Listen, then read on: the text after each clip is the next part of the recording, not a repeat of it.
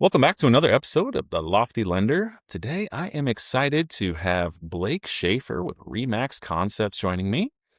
Blake is someone who doesn't just sell homes, but he truly changes lives through real estate.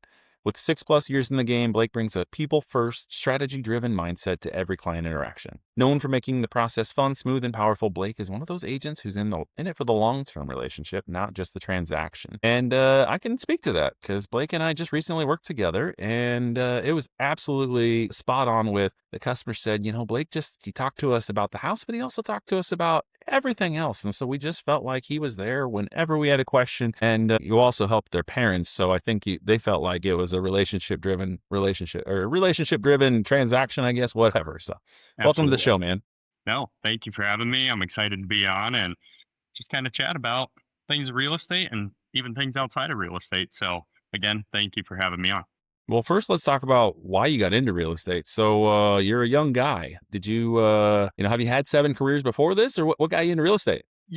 Actually, the team I am on is I just kind of originally from Illinois. No one in my family ever was around real estate. When we moved here for my dad's job, one of my good buddies, Connor Heckert, his mom, Tammy, was just like a second mom to me. Kind of grew up around it. And as Connor and I were in sports growing up, we were started going to open houses. We started going to the home shows. And it was just, I saw her giving value to the people that she was around, building relationships. And for me, was really when I took that step to high school, I didn't really know what I wanted to do career wise. I thought I wanted to possibly teach or educate, help troubled kids. My family did foster care for 7 years. So just working with troubled kids, kind of. I worked at a daycare for 10 years and I was like, I don't know if this is going to be a long term thing for me. And after 10 years, I was just like, you know what? I'll try college out for my parents because I knew they wanted me just to test the waters to see how it was. On the back end of that, I started taking my real estate classes while I was attending DMAC. After I got my first year done at DMAC, passed my real estate test, and I said, I'm going to put school on hold, go full force into real estate, and just see where the waves take me. And so, to be honest, I started out at Iowa Realty by myself just to kind of learn the ropes for the first few years. That's where the team used to be. They made a transition over to Remax right as I was starting at Iowa Realty. And for myself, I didn't want to jump ships right away. I didn't want to be the agent to get into it and just because someone else is moving, you have to move. I just was like, you know what? Maybe this is perfect time for me just to learn, understand, take classes, continuing that, and just learn the whole entire rope of the business on my own before trying to take on another opportunity or something of that manner. And that's really how I got started. And then another opportunity presented itself to join the team over here at Concepts. And so that is kind of the beginning story. Just starting out, college wasn't for me, just not a great test taker. And so real estate for me was more about relationship building, going back to that whole taking care of people, foster care mindset. You just want everyone to feel involved, be a part of the process, make it fun. And obviously, it's one of the biggest purchases in their life, usually that they'll buy. So I think first time home buyer, if you're downsizing, if you're investing, if you're selling, it's just everyone's at a different part in their lives. And so being a part of one of the biggest milestones is huge to me just to see the smiles on their face at the end of the day.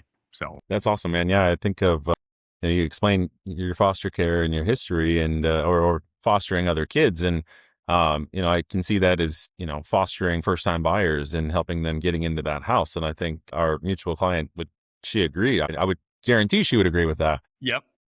But how did the foster care then kind of shape your views on money? Because obviously, having foster kids in your home, you got to have at least a little bit of money because you got enough to feed your kids, and you're willing to help other kids. So how'd that go? It was more I think with my mom used to teach, and so my dad traveling with his business and stuff quite a bit. As us kids got older, I have an older brother that's 2 years older than me, younger sister who's 3 years younger than me, and then a second younger sister who's 5 years younger. So we're all about 2, 3 years apart. And as we got older, going through high school, I felt like my parents were like, "Hey, we need to do something else to keep busy, keep my mom busy at home," and so that's really how it got started. And then we just kind of, I mean, our first set of kids we had for 2.5 years, and we had a group of three girls, four, two, and a brand newborn. We had them for 3 years. And then our last set we had for about a year and a half, 2 years. So it really just opened my eyes about relationship building. Trust is a big thing for me, especially when you're dealing with kids who have that type of background. It's you don't get their trust right away. They're obviously new to a new home, new people. And so it's just, you have to build that relationship. You have to show the value to them that you're trying to help out. You want to take care of them. You are on their team the whole set of the way. And obviously that plays into real estate and it plays in, to the foster care thing. And so I think that was a huge stepping stone for me too, just learning as I was younger too, because I didn't really realize how much goes into it. But there's a lot, and it's just like real estate, and you want people to know every step of the process. You want them to feel taken care of. And like the deal we just did, I mean, you were amazing. Obviously, we chatted all the time just to make sure the train's on the tracks, the oil's running, and we're cruising forward. And if there's any questions, that's what we're here for. So, yeah, great transaction. This last one last month that we had close up. And yeah, it was her parents. And I actually, after her parents closed 4 years ago, I was asked to help their daughter, who we just closed with, find a rental. And I was more than happy to help them out, even though she wasn't purchasing. I still want to help that family out, no matter if it's a rental, I'm getting paid or not. It's about the relationship for me. And so then, you know what? 4 years later, turned into just a family relationship thing. And so I always love that. Yeah, absolutely. Actually, reminds me this morning, I got a message from a past customer of mine and who's bought a house with me, and her house went on the market. And she says, "Hey, we're actually we're using a builder, and this builder said we have to use their lender in order to buy, and so we're just going that route. I'm sorry, we wanted to reach out to you, but we didn't want to bother you with that." And I said, "It's fine. You know what? At the end of the day, I just want to see you guys happy. It doesn't matter if it's me or it's another lender. It doesn't really matter. I can guarantee that I'm still going to follow up with you even after you close, because Absolutely. most lenders are not following up after you close. So even after you close and I didn't help you for this one, I'm not going away unless you really don't like me. And if you want me to go away, I guess you can tell me, but she didn't care, right? We've gone over finances. We've done a lot of extra stuff with them. And at the end of the day, they're happy, and that's all that matters. So Amen to I that. totally can appreciate that. So when you were growing up, you saw your mom was a teacher. She needed something else to do, so she was helping out with foster care. You said your dad and his business, was he self-employed?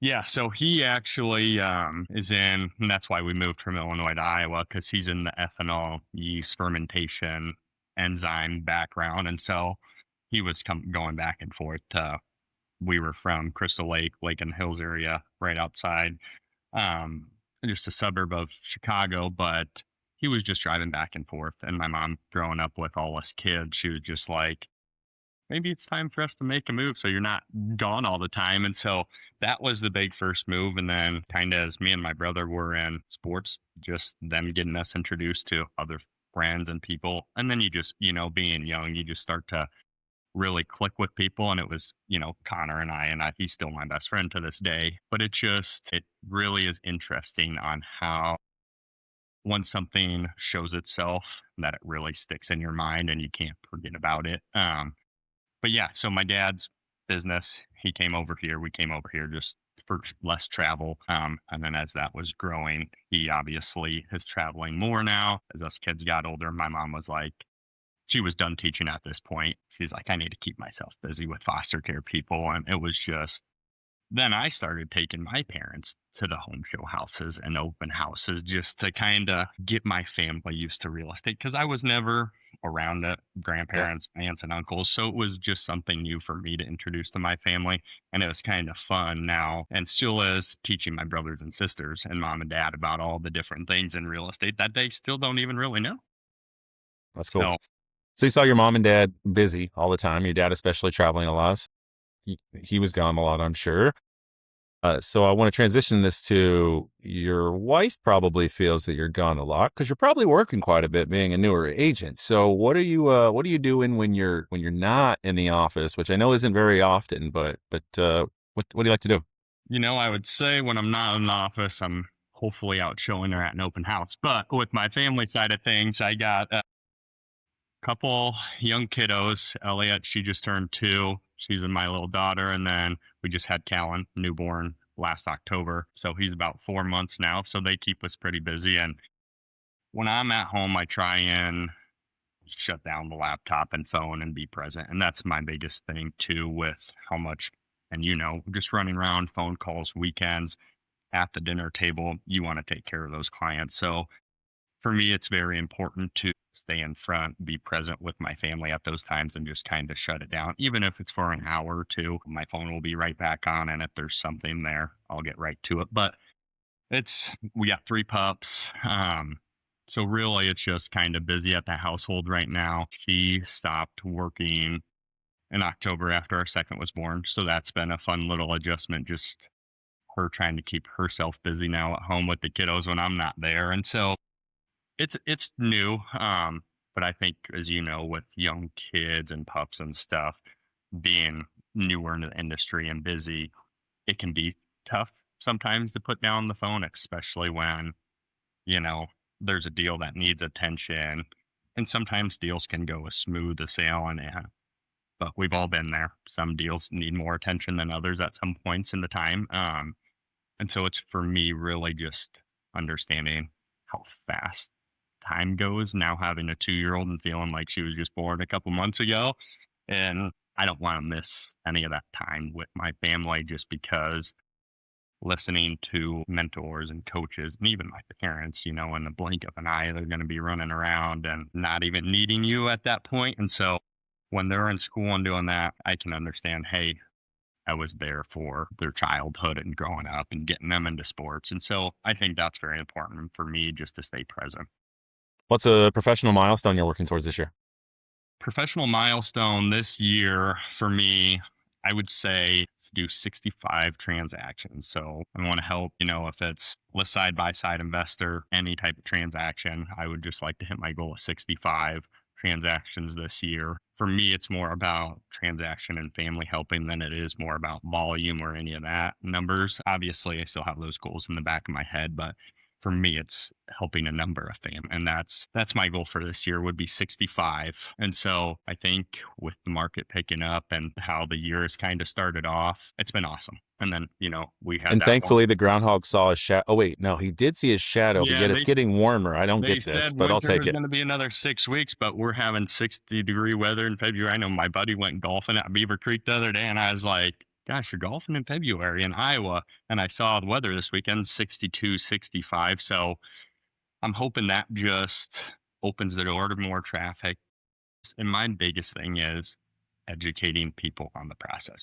Even if you are not ready, even if it's 6 months down the road, a year down the road, the best thing you can do, I always say, just have the conversation. Just make yourself knowledgeable. If it's with a lender, if it's with a real estate agent, just sit down for a coffee, sit down for an hour, just so you understand the process more, for when you do get ready, you re-go over everything. And then it's just like a second habit kind of thing. That way, nothing's getting thrown at them that they don't know about. They don't have, and if people have questions, amazing, ask. But, I feel like the less questions they have, the better job I did at explaining the Hopefully, process. yeah, for sure. All right, let's get into the quick pick segment. I just want this or that. I want you to tell me whether you like it or you don't like it, or which one you like. If anything more comes to mind, feel free to share. Absolutely. Coffee or energy drink to start your day? Coffee. Early riser or night owl? Early riser. See, I always want to be an early riser, but then basketball comes on at 8 o'clock, tip off. Now I got to stay Yeah. up till 10, and then it really becomes hard to wake up at 5. So I'm more Well, and power to those you, man. West Coast games too, some of them start at 9:30 or 10, and they're going till 12:30, 1 o'clock in the morning. Yeah, that Washington Iowa game at 10 p.m. tip off. I was like, Yeah. I'll watch it at the gym tomorrow. It's fine. Yeah, I'll watch I the won't check highlights. I won't check ESPN on my phone. It's fine. Beach vacation or mountain getaway? I'm going to say mountain getaway. Have you done one? Yeah, so my brother actually lives out in Colorado. And so we go out there probably 4 or 5 times a year, just like Thanksgiving and things like that. It's hard to compare because I love the mountains and I just love the scenery of the mountains. Sweatshirt weather, Breckenridge Vale, just kind of walking around, even in the fall, and you kind of get that breeze. But I'm not going to say I don't like beaches or a nice warm vacation, but I just think I'm more of a mountain boy camping, hiking type of guy. I was, and then I got married, and my wife was like, "Hey, we're gonna go sit on a beach," and I was like, "I don't. That sounds boring." And then I got there, and I was like, "This is the life. Yeah, I'm Kyle, never you leaving." took the words out of my mouth because it was after you have kids, it's like, oh, kids can't go and walk around, no elevation, oh, this and that. And it's like, it's beaches now. So I'm starting to get used to that too, just because it's new to me. So mountain trips are just for Let's be little honest. boys. Taking kids is not a vacation. Taking That's kids is a trip. When you go on your own with your wife, that's a that's a vacation. vacation. Yeah. Podcasts or playlists while driving. Ooh. I will have to say that all depends on the mood. Like Friday, sunny today, Jamming. everything's going well. Windows are down, playlist. But if it's morning, going to an appointment, going to continuing ed, just want to kind of throw some background noise in to learn a little bit. Podcasts. I typically do podcasts because we don't have this weather in February usually. So I would say podcast first, but playlist, on a nice day like this. What genre are you going with? Ooh, I have to say 80s, 90s. I would have to say been loving Elton John lately. Yeah, I would say 80s, 90s. Just a good old music.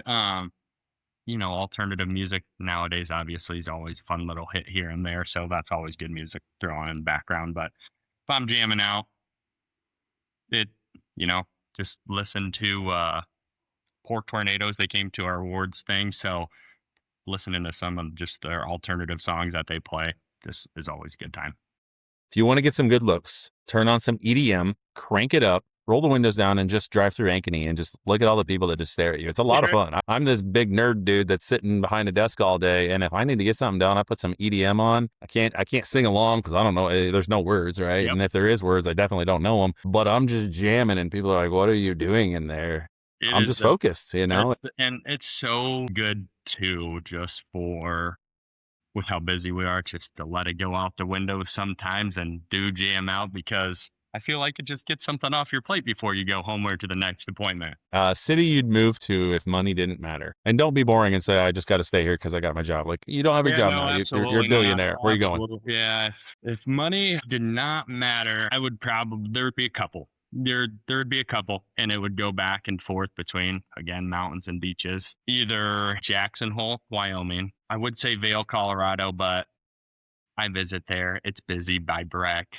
I would say Jackson Hole, Charleston, South Carolina. Yeah, I would say Charleston. I have family that lives in Hilton Head, so down in the South Carolina area. I love it. It's beautiful, and I think there's a lot of history in Charleston. There's just a ton to do, so I think it would be fun to live there for a little bit and just kind of experience that. The one thing with Charleston that I probably wouldn't with the family, just very touristy. So but yeah, Gotcha. I would say one of those places. Book or Netflix to unwind? That is a tough one. To unwind, probably a book.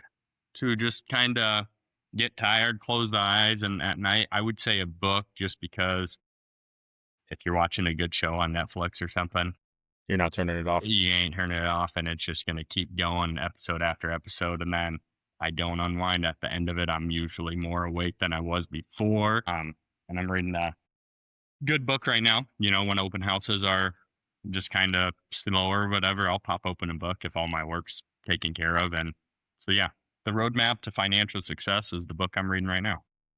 All right. So if you weren't in real estate, what would you be?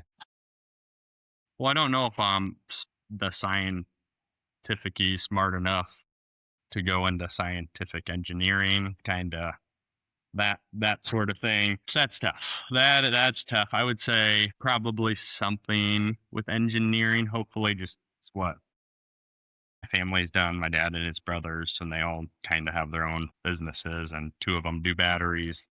He does the ethanol fermentation enzymes type of stuff. So If I had to pick and could get a college degree without taking some of those tests and calculus 2 and stuff, I would probably say engineering. You know what else? I would love, which is, a whole learning process to develop ground, do commercial buildings, be a commercial engineer, an architect. I think those things would all play into real estate a little bit. But yeah, I would say engineer, Dinner out or a home cooked meal? home cooked meal. One thing you always have in your car. Gosh, there's a lot. Let's just say gum, Yeah, you always need gum. gum or water. I carry a case of waters in the back. If I'm going to an open house, bring the case inside. If anyone wants water, there's leftover, just toss them in the car. A big party or a small hangout? I'd say small hangout. I'd say smaller hangout. iPhone or Android? iPhone. Only way. I can't go back to the green messages. If your life had a theme song, what would it be? Mr. Blue Sky. Wow, that was quick. I was worried that was going to stump you. That was easy. Yeah, that was going to be my walkout song for awards. They asked what my walkout song would be, and I feel like that's a good pick me up, good vibe song. Love it. That's cool. One food you could eat every day and never get sick of. Ooh, that's a tough one. That is trying to think what wouldn't make me feel sick after 3 or 4. I'm gonna say. I'm You gonna could get say. creative and say, like, mine would be cookies, right? So I think So there's you're a going. million You're different. going to. You're going dessert chocolate I could eat anything, and it's always got to be chocolate. It's got to have some sort of chocolate in it. It could be like a white chocolate. It could be a every chocolate day. macadamia nut. Like there's so many choices, but it's still a cookie a day. I could totally do that. I think I could.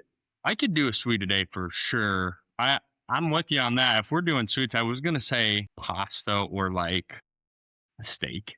If I could eat a steak every day, I would eat a steak every day. A good Decently day. healthy. And right now, after the kiddos were born, I gained some weight. So I'm trying to eat healthy. And I know you said cookie. I could eat a cookie every day easily. And I have Super Bowl. My sister left Scotcher's worst thing for me. But yeah, I would say a steak. Okay. If you could have dinner with one person, dead or alive, who would it be and why? I knew this one was coming. Gosh, I don't want to say. Trying to keep it interesting. I would say my great grandpa from Italy, who he came over here, and him and my great grandma lived with us and in Field Stream in Ankeny till they were 99 and 97. And so just growing up around them, hearing the stories, he was in the wars and stuff. It was very interesting. I would love to hear more stories, but if we're talking outside of family and getting into the weeds, I would probably say there's two for me. One, Joe Rogan, just because I love Joe. I think he's intelligent. He has fun. You could talk to him about anything, I feel like, if it's how to become a better person, how to, I don't know. And just conspiracy theories with him, I think you could go on for days and nights. But another one who would be very interesting to me would be Andrew Huberman. I don't know if you listen to any of his podcasts. He's one of the big Yep. guys I listen to along with Mel Robbins. I think Andrew Huberman has a lot of knowledge that I don't think everyone knows who he is. And I think just gaining that knowledge, if I were to be able to take something away from him on having a longer life, becoming healthier for my family and things of that manner, that would be a huge thing for me. Cool. All right, let's get into the trending topic here as we close things out. So, what's the biggest mistake home buyers make before ever talking to a lender or an agent? And how can they better choose their team before they choose a house? Ooh, that's a really good question. I think a lot of people kind of just jump right in right away. They just are like, hey, I'm ready to get it going. I'm ready to just start looking at houses without even thinking budget in mind, talking to a lender. Biggest first step of the process. Talking with an agent or a lender and having the agent get them in contact with the lender. That's the biggest step. You want to know what your budget is, what you want your monthly spend to be, kind of walk through those numbers, obviously, and then you do your work on your end with credit, things of that. I think sometimes that goes over buyers' heads and they're just like, oh, I have money saved. I don't care about my credit. I can buy. And I'm like, But there's certain steps to the process, obviously, different government loans, some areas USDA, zero money down option. So I think just having to give people a better understanding of all the different programs, getting them in touch with a lender to understand monthly payment. Are they even going to be able to get approved? If not, still a great conversation to have. Let's line up a time frame. When are you guys ready? When is your lease up? And so just some of those things before you get out, go find a house you absolutely fall in love with, then contact an agent and realize that is either way out of your price range. You have to work on credit. It's not within your budget. So there's just a bunch of different factors. And then at that point, I feel like buyers sometimes can get hard on themselves, let themselves down. Then the process isn't, as fun or enjoyable because they took step 10 instead of taking steps 1 through 9. They just jumped to step 10. And so I think taking it step by step is the best thing you can do, and just educate yourself. Educate yourself from the professionals around you, yourself, myself. And if it's not us, just educate yourself with someone else. I want you to understand the process even before you get ready to go in, if it's months, years down the road. What was the second part of that question? I mean, I think you handled it. It's choosing the best fit for the best team, right? How do you choose the team between the lender and the agent? But I think you've already hit on that, and that you need to make sure you're talking to both, and you're not just. I think I can add to that by saying, as a lender and as an agent, you want to make sure that those people are connected with each other. They're talking to each other. And even if you found an agent, you bring in an agent to the lender that you've already chosen separately, just make sure they're talking to each other, because I know I always reach out to a realtor, even if I've never spoken with them before, just to say, hey, so-and-so has come to me and they've gotten pre-approved. I understand you're going to be working with them. We need to become a team. Because if we're not a team, then this is going to be really difficult for the buyer. We need to make sure we're saying the same message, we're communicating the same thing. And if you learn something, I need to know about it, and vice versa. If there's something I can share with you about their situation or their concerns, their feelings, you need to know as well. Yep. And to go kind of piggyback off what you just said, the key thing in real estate is communication. And I think that goes for all parties involved, from buyers to agent, buyers to lender, agent to lender, lender to agent. I think in every single way, communication is key on all parts and all aspects of a real estate transaction. And if you don't have communication, something gets missed. Someone doesn't understand something, and it just becomes not a headache, but a bump in the road that you could have taken care of at the beginning. So I think Absolutely. you nailed it. Cool, man. All right. Well, thanks again for joining me today. So where can people find you if they want to get hold of you? No, I appreciate you having me again. And my phone number is 515-298-9287. You can call me anytime, text me. I'm on Facebook, Instagram, Blake Shaffer. My last name is spelled Shaffer. I have a business page on Facebook, just a regular personal page. You can, see my family and everything, kind of walk through us on videos on kind of what we do, realtor day in the life, things of that manner. Or you can send me an email at blakeshaffer@realestateconcepts.net. Awesome, man. Well, thanks again. And be sure to subscribe to this podcast, listen or like the video wherever you're seeing this. Follow us on all social media platforms. Subscribe to the Lofty Lender podcast so you don't never miss an expert tips, market insights, or buyer success stories. And as always, stay curious. We'll see you next week on the Lofty Lender. Sweet. I appreciate you, Kyle.